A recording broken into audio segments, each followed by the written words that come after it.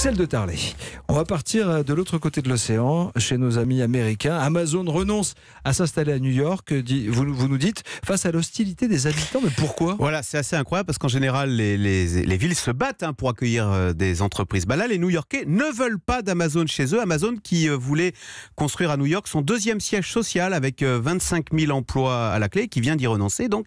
Et pourquoi j'ai choisi de vous en parler ? Parce qu'il est intriguant, c'est qu'il est arrivé exactement la même mésaventure à Google. C'était en novembre dernier, Google qui voulait s'installer à Berlin, dans le quartier un peu branché de Kreuzberg, et qui de la même façon a dû y renoncer, là aussi, face à l'hostilité des habitants. Mais expliquez-nous, pourquoi cette hostilité à New York et à Berlin ?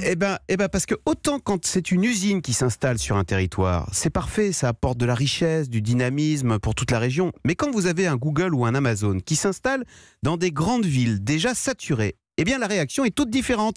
Écoutez les habitants, ils disent le métro est déjà plein à craquer, les écoles sont déjà pleines, et puis surtout l'immobilier, les loyers vont flamber. Oui, mais ils vont quand même créer des emplois, Amazon et Google, ça devrait faire bouger les choses. Alors c'est ça qui est très intéressant. Que disent les habitants du Queens, puisque c'est ce quartier populaire de New York où Amazon devait s'installer ? Eh bien ils disent non, ces emplois, ce ne sera pas pour nous. Ce seront des emplois réservés à quelques happy few qui vont acheter des grosses voitures, aller dans des restos branchés et des magasins bio, et chasser ainsi les classes moyennes des Queens qui n'auront plus les moyens d'y vivre, et nous, on devra aller s'installer encore plus loin.